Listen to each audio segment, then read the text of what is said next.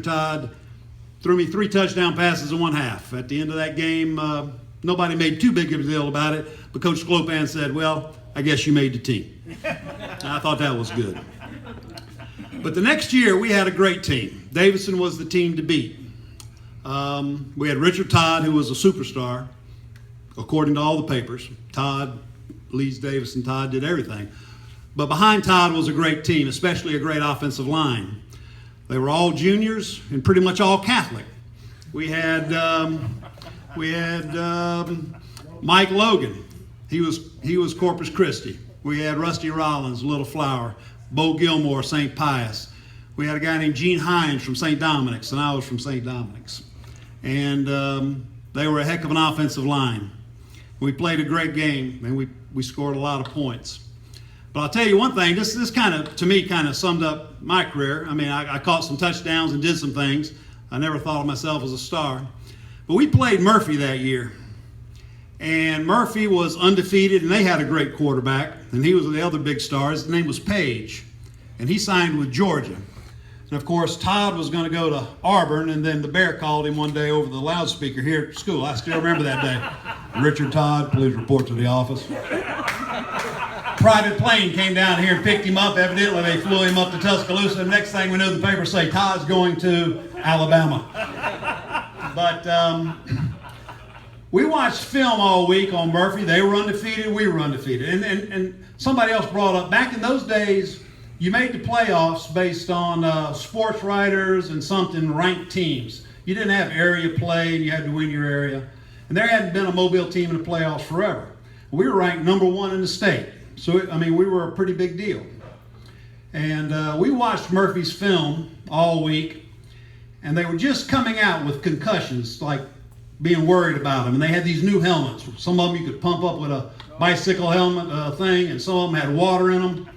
Well, they had a linebacker named Arnold, and he had a white helmet. Murphy had gold and blue helmets with a big M on them, and he had this white helmet. We called him the White Knight, because in black and white film, watching films, that white helmet stood out. And we had this play. I started every game, my sophomore, junior, and senior year. We had a play called 24 Power. And we called that play every game. And you had rules as a lineman. Over, inside, linebacker. If someone was over you, you blocked them. If not, you blocked inside. And if not, you blocked linebacker. And I had an all-world tackle next to me for 2 years named Mark Reese. All-state, went to Alabama. Now he's Dr. Reese. So pretty much the double team was Reese knocked him about 3 yards down, and I jumped on him so they couldn't get up. So that was the double team. And it was a play that was so successful we called it all the time. Well, against Murphy, we come up the first time we called it. I look inside and there isn't anybody. I was like, I thought they were going to shift. I thought this guy was going to move to the outside, but he didn't. And then I looked over me and there wasn't nobody. And we started calling the plays, and I go down on my knees and before I, get set, and I had to look straight ahead, and there was the White Knight about 3 yards off of me. And they were playing some kind of pro defense. They were playing like a 3-4 pro defense or something. All my years, sophomore, junior, senior year, I never had to block a linebacker on 24 Power, just this one game. So we called it, I fired off, I hit the linebacker. I don't know, I just like stalemated him. I didn't knock him back, he didn't knock me back, we just stood there kind of, and as the running back came through the hole, he was able to get off the block, and he made the tackle. 3-yard gain. We must have called that play 15 times that game. 3-yard gain, 4-yard gain, maybe an 8-yard gain one time. And at the end of that game, we had a guy on our team. His name was Bryant Gaston. And his dad, and we knew Brian, I knew him from Matthews Park through baseball. And his dad was one of those guys that leaned on the pole and had a loud mouth and harassed the umpire. And you could just tell his voice. So I knew who Mr. Gaston was.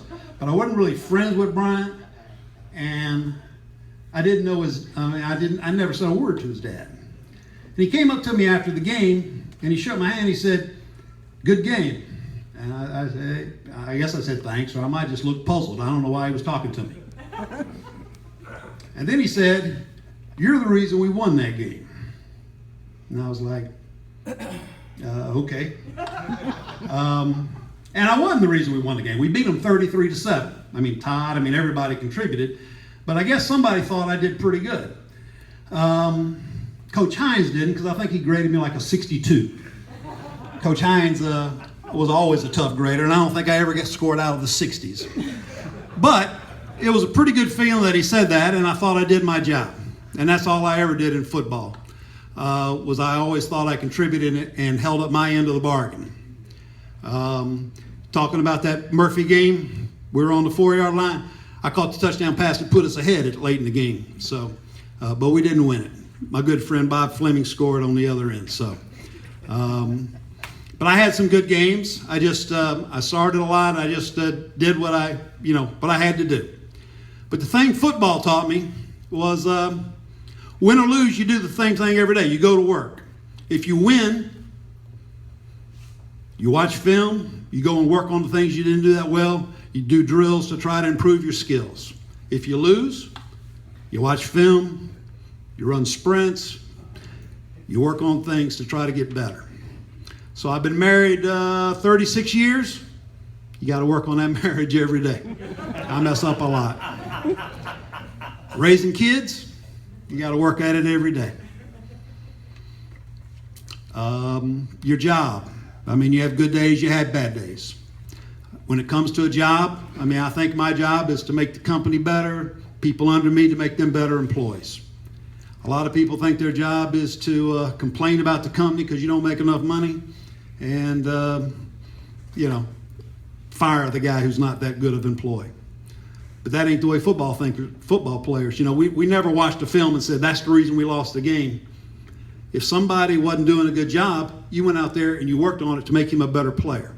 So that's the philosophy. That's what football taught me. And I've kept it with me my whole life.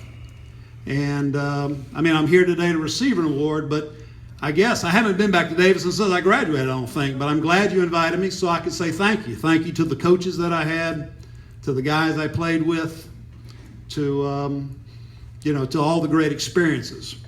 We had, like I say, our senior year, that team that was a sophomore team that had a great line. It was all juniors, and I was a sophomore. Well, the next year, we were all seniors and one junior. And we were probably a better team that year with Rusty at quarterback. We had Rusty was kind of our Kenny Stabler.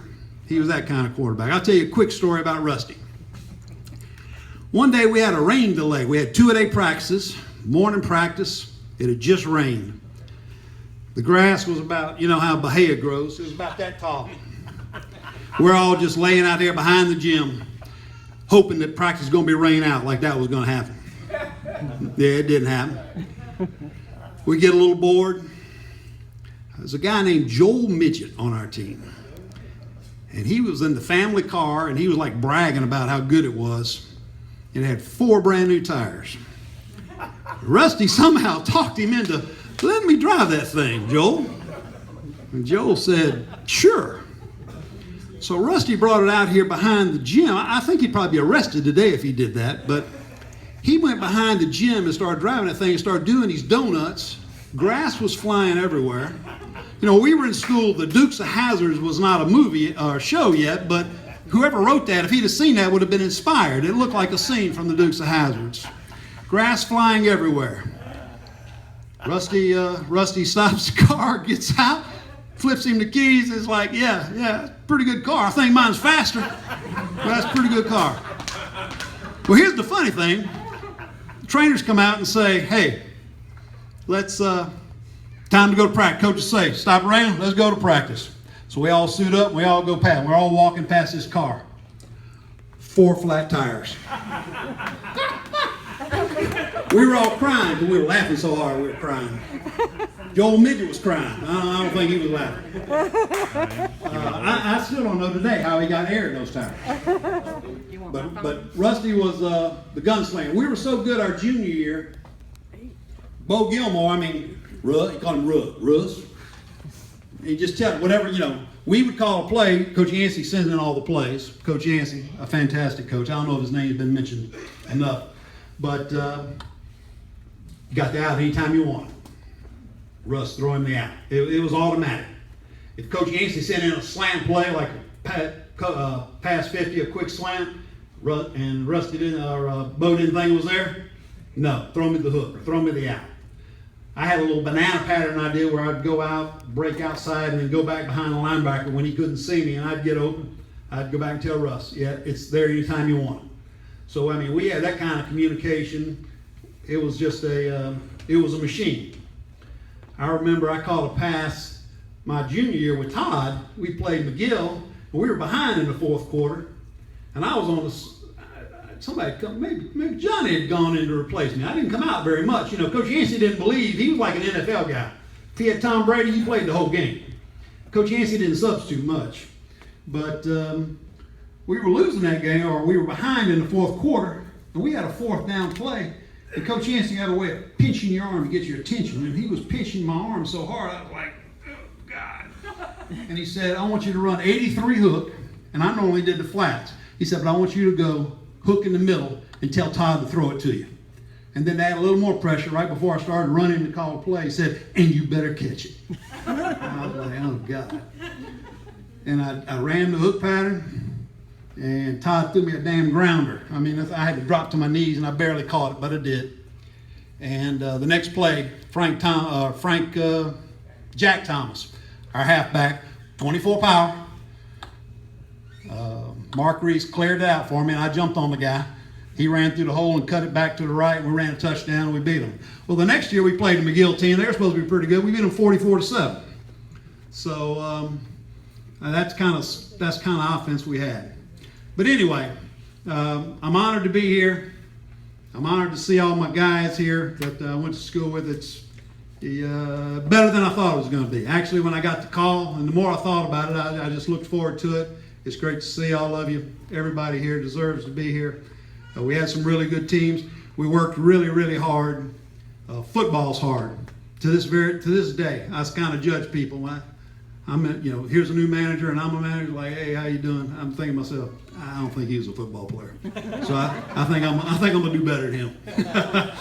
So anyway, thank you so much, and anyway, it's an honor.